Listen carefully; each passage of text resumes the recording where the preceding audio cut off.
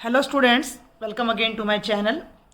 आज के लेक्चर में बेटा मैं आपको 12th क्लास के वार्षिक परीक्षा जो कि दिनांक 5 अप्रैल 2022 को कंडक्ट हो चुकी है, उसके पार्ट 2 के ऑब्जेक्टिव क्वेश्चंस कराने जा रही हूँ। सेट है हमारा डी। ये इंस्ट्रक्शंस हैं सारी, आपने एग्जाम दिया होगा तब अच्छे से पढ़ लिया होगा, तो हम फटाफट से केवल इसके सॉल्यूशन पर फोकस करते हैं। पहला क्वेश्चन है, relation R is defined on Z given by R is equal to X Y, X minus Y is an integer. Reflexive है, सिमेट्रिक है, ट्रांजिटिव है या तीनों है। तो आप ये देखिए कि रिफ्लेक्सिव के लिए x minus x zero integer होता है, अगर x माइनस वाई इंटीजर है तो इसका नेगेटिव भी इंटीजर होगा। और ट्रांजिटिव के लिए अगर x माइनस वाई इंटीजर है, y माइनस जेड इंटीजर है, तो इन दोनों का जब हम डिफरेंस करेंगे तो x माइनस जेड भी इंटीजर आएगा और x जेड से रिलेटेड हो जाएगा। तो इसका जो आंसर आएगा वो आएगा all of the three, reflexive, symmetric and transitive. Question number 2 इधर हिंदी मीडियम में है तो मैं इधर से आपको करवा रही हूँ। The principal value of cos inverse X 0 to pi, direct ये साइन इनवर्स एक्स का होता है ऊपर वाला। नेक्स्ट क्वेश्चन है साइन इनवर्स माइनस √3/2। तो देखो साइन के लिए मैंने अपने लेक्चर में आपको शॉर्टकट भी बताया था। साइन की प्रिंसिपल ब्रांच होती है -90 से 90। अच्छा, साइन की वैल्यू √3/2 होती है भाई 60 डिग्री पे, और ये ब्रांच में हमने लेके जाना है तो -π/3 इसका आंसर हमारा आ जाएगा। आगे बढ़ते हैं नंबर 4 पर। क्वेश्चन नंबर 4 देखे जरा ध्यान से, साइन ऑफ π/3 बाहर है माइनस साइन इनवर्स 1/2। साइन की वैल्यू 1/2 कितने पे होती है? 30 डिग्री पे। 30 का मतलब π/6। ये 60 है और ये 30 है। कोई कैलकुलेशन, कोई पेन चलाने की जरूरत नहीं थी। 60 में से 30 गए तो 30 बचेगा, तो ये हो जाएगा साइन 30। और साइन 30 की वैल्यू कितनी होती है? 1/2। तो फोर्थ का हो जाएगा ऑप्शन नंबर ए। ठीक है भाई, कोई भी डाउट रह जाए मुझे कमेंट बॉक्स में लिख दीजिएगा। Number 5, binary operation A star B is equal to AB। AB हमें पता है किसके इक्वल होता है? BA के इक्वल होता है, तो कॉम्यूटेटिव हो गया। और ABC जब आप करोगे तो वो भी ABC के इक्वल होता है, तो ये बोथ कॉम्यूटेटिव एंड एसोसिएटिव हो जाएगा।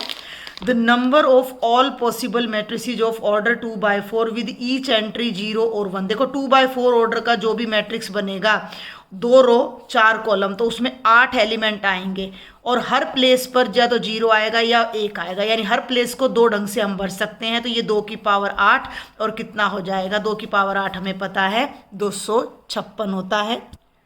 Question number 7, if A and B are two square matrices of the same order, then which of the following is skew symmetric matrix necessarily? A minus A dash necessarily skew symmetric होता है। आपको मैंने बताया था कि A plus A dash symmetric होता है, A minus A dash skew symmetric, तो राइट ऑप्शन हो जाएगा answer number A. Question number 8 ये है, find the value of K for which the value of K for which the triangle formed by joining points A, B, C is a triangle of area 3 units is this। तो triangle का area हमारा होता है बेटा जी 1/2। Determinant of, यहाँ हम लेते हैं 1 1 1, कोऑर्डिनेट 1 और 3, 0 और 0 और K और 0 इज इक्वल टू 3 लेते हैं। ठीक है, 2 को तो उधर ले जाओ, ये कितना हो जाएगा? 6 हो जाएगा। और इस डिटर्मिनेंट को मैं सेकंड रो से एक्सपेंड कर रही हूँ। मैं ध्यान देना मैं क्या कर रही हूँ, 2 को तो मैं उधर ले गई और सेकंड रो से एक्सपेंड कर रही हूँ। तो ये कौन सा एलिमेंट है? 2 1 है। 2 1 है तो -1 की पावर 2 + 1 यानी 3 × 1, ये रो चली गई, ये कॉलम चला गया। 0 - 3K इज इक्वल टू 3 2 जा 6 हो जाएगा। -1 बाहर है, -3 के अंदर है, इज इक्वल टू 6।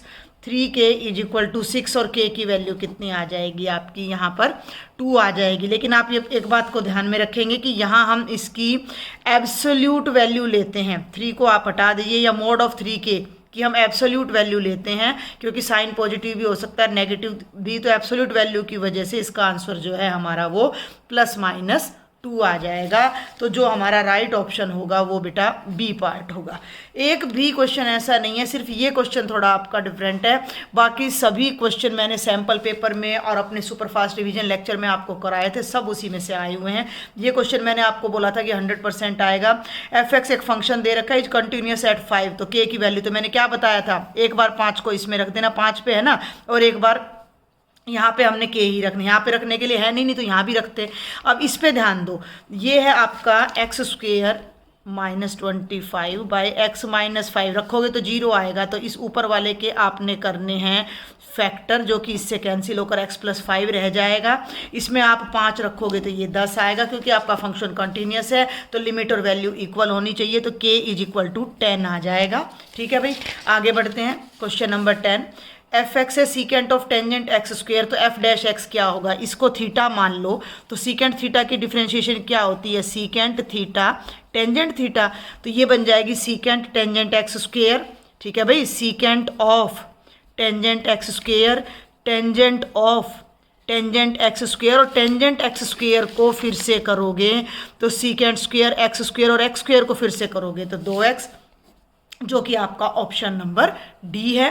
आगे बढ़ते हैं। द स्लोप ऑफ टेंजेंट, इस कर्व के टेंजेंट का स्लोप निकालना है। स्लोप क्या बताया था, डिफरेंशिएशन। डिफरेंशिएशन क्या हो जाएगी, 4 3 जा 12x³ - 4। अब 4 पे वैल्यू निकालनी तो यहाँ 4 रख दो भाई। 12 × 4³ 4 चौके 16 चौके 64, 12 × 64 - 4, 12 4 जा 48, 4 76 - 4 764 आपका राइट आंसर आ जाता है ऑप्शन नंबर बी। बहुत ही आसान पेपर है। Secant square x by cosecant square x direct नहीं होगा।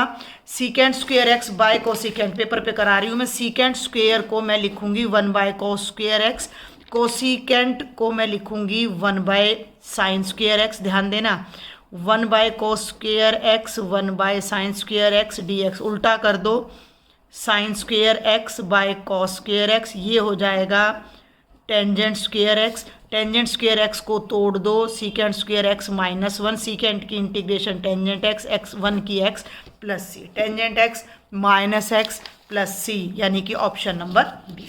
Question number 13, substitution method. Integrate 2x e⁻x² dx, x² को z रखो, 2x dx आपका dz आएगा। ये इंटीग्रेशन आपका बन जाएगा e⁻z, और ये 2x dx हो गया आपका dz। e⁻z की इंटीग्रेशन होती है e⁻z प्लस c, z को मैंने क्या रखा है x², तो ये हो जाएगा e⁻x² plus c। Question number 14, the area of the reason bounded by y² = x and the line x = 1 in first quadrant. देखो वैसे तो इसको कोई आपने कुछ भी नहीं छेड़ना, हम डायरेक्ट क्या करते हैं, हम करते हैं इंटीग्रेशन ऑफ y dx, और एंड द लाइन x = 1, तो 0 से लेकर 1 तक। अब यहाँ से जो y की फर्स्ट क्वाड्रेंट है तो y की जो वैल्यू आएगी वो आएगी √x dx 0 से 1 तक। इसकी इंटीग्रेशन आप करोगे तो ये आएगी x⁻2/3, और 2/3 नहीं भाई 1/2 है ना, 1/2 है तो +1 करोगे तो 3/2/3/2 बिटवीन द लिमिट्स 0 to 1। 3/2 को उल्टा करके बाहर ले आओ, ये हो जाएगा 2/3, अंदर 1 रखोगे तो 1, 0 रखोगे तो 0, और इसका आंसर हमारा आ जाता है 2/3।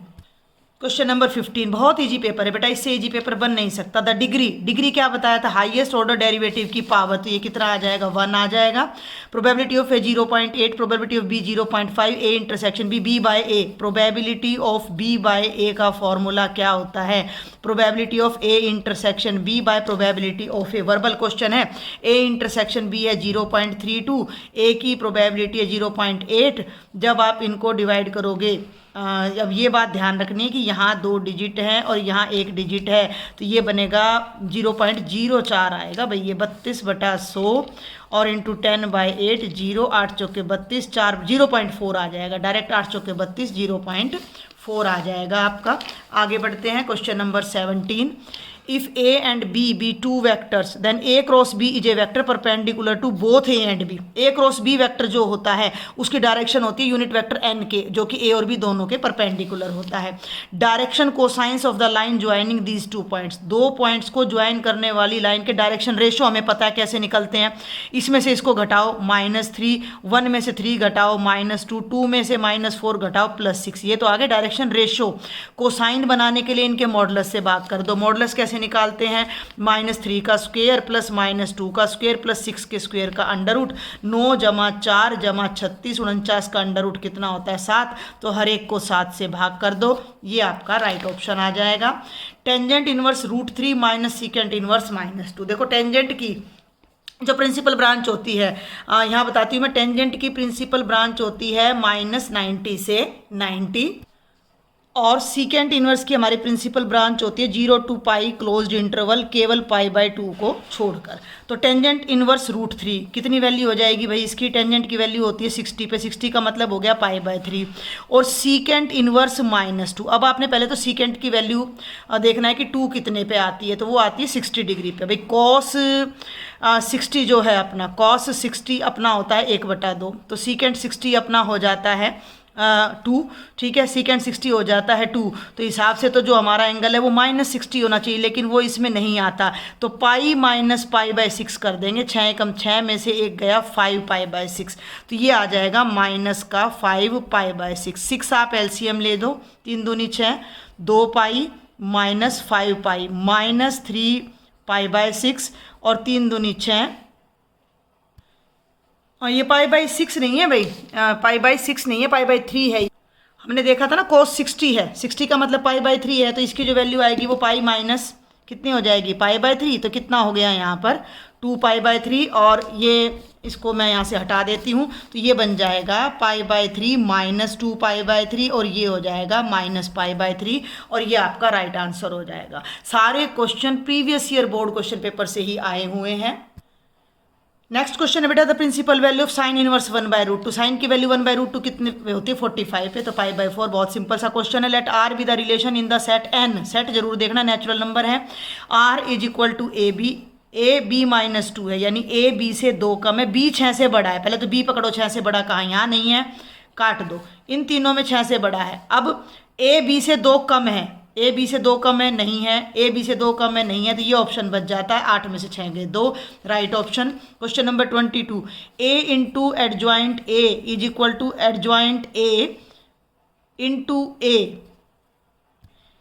क्या आइडेंटिटी होती है हमारे पास? A into adjoint A is equal to adjoint A into A is equal to determinant of A into identity. तो ये आइडेंटिटी यहाँ लगा हुआ है, तो हमें इससे पहले बताना है, तो इसको छोड़कर हमारे पास सिर्फ क्या आ जाएगा? डिटर्मिनेंट ऑफ ए इंटू में identity. Determinant of A into में क्या आ जाएगा? आइडेंटिटी। ठीक है भाई, ये इसकी अगर थर्ड साइड आ जाती है तो ये हो जाता है एडजॉइंट ए इंटू ए। काफ़ी फेमस सा रिजल्ट है ये हमारा। आगे बढ़ते हैं। ये डिटर्मिनेंट इसके इक्वल है, तो एक्स की वैल्यू निकाल। लेफ्ट साइड सॉल्व कर लो, 3 minus X square, right side solve कर लो, -8 + 2। तो ये हो गया बेटा 3 minus X square is equal to -6। X square को उधर ले आओ, 6 को इधर ले आओ। 3 + 6 is equal to X square, 9 is equal to X square. एक्स की वैल्यू हो जाएगी +-3। इनमें आपको सॉल्यूशन देने की कोई ज़्यादा जरूरत थी नहीं। y is equal to cos inverse 1 - x² / 1 + x²। इस क्वेश्चन को आप कैसे करेंगे? आपने यहाँ x के प्लेस पर रखना है टेंजेंट थीटा। ये देखिए मैं यहाँ पर आपको सॉल्यूशन दे रही हूँ। तो y आपका हो जाएगा cos inverse 1 - tangent square theta / 1 + tangent square theta. और ये आइडेंटिटी हमारी होती है cos 2 थीटा की। cos इनवर्स से cos कैंसिल 2 थीटा। थीटा हमने क्या रखा था? x को रखा था टेंजेंट थीटा। ध्यान देना भाई, x को रखा टेंजेंट थीटा। थीटा क्या हो गया? 2 टेंजेंट इनवर्स x। y आ गया, तो डिफ्रेंशिएशन करोगे तो 2, तो as it is tangent inverse x की क्या होती है? 1/1 + x²। तो हमारा आंसर हो जाएगा 2/1 + x²। आगे बढ़ते हैं। ये क्वेश्चन थोड़ा लेंथी है, 1 मार्क के according. y is equal to, ये मैं आपको सॉल्व करके दिखा देती हूँ भाई जल्दी से। ये देखिए कि y इज इक्वल टू आपको गिवन है 3e⁻7x + 2e⁻−7x। तो d² y/dx² कितना y होगा? y डैश निकालो, 7 आगे ले आओ, 7 × 21 e⁻7x, -7 आगे ले आओ, 14 e⁻−7x। डबल डेरिवेटिव निकालो, 7 × 1 7, 7 दूनी 14 e⁻7x, माइनस प्लस 14 7 जा 98 e⁻−7x। दोनों में से अगर मैं 49 कॉमन ले लूँ, ध्यान देना, तो ये बनता है 3 e⁻7x, 49 दूनी 98 + 2 e⁻−7x। ये वैल्यू y के इक्वल है, तो ये अपना 49y आ जाएगा। Question number 25। ठीक है। Question number 26, sin 4x cos 2x dx। Again हमें इसको फिर सॉल्व करना है। sin 4x cos 2x dx क्या बताया था? 2 से मल्टीप्लाई करो, 2 से डिवाइड करो। कौन सी आइडेंटिटी लगेगी? 2 sin a cos b is equal to sin a + b + sin a - b। तो ये हो जाएगा साइन ए प्लस बी 4 जमा 2 6x साइन ए माइनस बी 2x dx 1/2 बाहर साइन 6x की इंटीग्रेशन हो जाएगी माइनस कॉस 6x/6 और इसकी इंटीग्रेशन हो जाएगी minus minus plus cos 2x/2 plus में सी। अरेंज करना चाहो तो अरेंज कर दो, 2 को अंदर ले जाओ, प्लस वाले को आगे ले आओ, cos 2x/4 minus cos 6x/12 plus 6। तो ये हमारा आंसर आ जाएगा। इतनी जगह में आएगा नहीं इसलिए मैं यहाँ लिख रही हूँ cos 2x/4 minus cos 6x/12 plus में c e की power x। Next question into sine x plus cos x। यहाँ मैंने आपको एक फॉर्मूला बताया था e की power x into F X plus F dash x अगर हमारे पास है और इंटीग्रेशन में आ रहा है तो इसकी डायरेक्ट इंटीग्रेशन मैंने बताई थी e की power x F X plus C. तो साइन फंक्शन है, कॉस उसका डेरिवेटिव है, तो ये बन जाएगा e की power x into sine X plus में c। आगे देखिए बेटा question number 28 problem of solving probability of solving a problem independently by A and B are 1/3 and 1/4। ठीक है, साथ साथ मैं इसको नोट करती चलती हूँ। भाई ए की जो प्रोबेबिलिटी है, देखिए यहाँ सॉल्व कराती हूँ मैं, थोड़ा इसको ऐसे रखते हैं, फ्रेम में है सारा। ए की प्रोबेबिलिटी है कि वो क्वेश्चन सॉल्व कर देगा 1/3, बी की प्रोबेबिलिटी है वो क्वेश्चन सॉल्व कर देगा 1/4। If both try the problem independently, independent है, then the probability that problem is solve. देखो प्रॉब्लम सॉल्व होने के दो वो हैं कि प्रॉब्लम ए सॉल्व करेगा तो बी नहीं करेगा, बी करेगा तो ए नहीं करेगा, या दोनों कर दे, या दोनों कर दे। तो हम क्या लेके चलते हैं कि प्रॉब्लम सॉल्व्ड, ठीक है, प्लस प्रॉब्लम नॉट सॉल्व्ड कितना हो जाता है 1। किसी भी इवेंट के होने की और ना होने की प्रोबेबिलिटी 1 होती है, हमें इसकी प्रोबेबिलिटी निकालनी है। तो ये क्या हो जाएगी 1 minus probability of problem not solved. Not solved का मतलब ना तो ए ने सॉल्व की ना बी ने सॉल्व की। ठीक है, ए ने भी सॉल्व नहीं की, इंडिपेंडेंट इवेंट है तो ये अलग अलग हो जाएंगे, probability of A bar into probability of B bar. अब ए बार की प्रोबेबिलिटी यहाँ से आपकी कितनी आ जाएगी 2/3, बी बार की प्रोबेबिलिटी कितनी आ जाएगी 1 माइनस करोगे ना 3/4, तो 1 माइनस 2/3 इंटू 3/4 1/2, हमारा आंसर कितना आ जाएगा 1/2 आ जाएगा अगर प्रॉब्लम सॉल्व होती है तो। नेक्स्ट है question number 29 write the condition that a relation is equivalence relation. हम सबको पता है a relation is equivalence, a relation is equivalence when it is reflexive symmetric. Short में करा रही हूँ भाई, अब मैं अभी ये सारा बहुत ज़्यादा मैं आपको करवा चुकी हूँ, सभी क्वेश्चन उन्हीं में से आ रहे हैं। And transitive. आगे बढ़ते हैं, cos inverse 1/2 plus sine inverse 1/2, बहुत आसान। कॉस की वैल्यू 1/2 कितने डिग्री पर होती है 60 पर, 60 का मतलब π/3, प्लस 2 साइन इनवर्स 1/2, साइन की वैल्यू 1/2 कितने पर होती है 30 पर, 30 का मतलब π/6, 3 ये 2 से कट गया, π/3 प्लस π/3 कितना हो जाएगा 2π/3, राइट ऑप्शन बी है। फिर एक डिटरमिनेंट का क्वेश्चन आ जाता है, ये डिटरमिनेंट इसके इक्वल एक्स की वैल्यू निकालो, सॉल्व कर लो। 3x² माइनस 5, 2 2 जा 4 minus 0, 3x² is equal to 4 plus 5 कितना हो गया 9, x² 9 से भाग करो 3, अंडर रूट में बदलोगे तो x is equal two plus minus √3 आ जाएगा।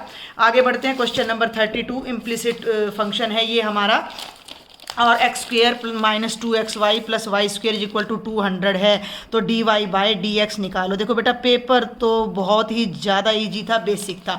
डिफ्रेंशिएट कीजिए 2x माइनस 2, ध्यान देना है बाय u इंटू वी से, first as it is second की differentiation, second as it is first की डिफ्रेंशिएशन, और प्लस y² की 2y dash is equal to 0, 2 2 2 throughout है, ख़त्म कर दो, x minus xy dash minus y plus y dash is equal to 0, इन दोनों को एक ब्रैकेट में ले लो, x माइनस वाई, इन दोनों में से माइनस y डैश कॉमन ले लो, x minus Y is equal, इसको राइट में ले जाओ, x minus Y is equal to Y dash into X minus Y, cancel, y dash की वैल्यू कितनी आ जाएगी 1 आ जाएगी, तो dy/dx का हमारा आंसर आ जाएगा 1।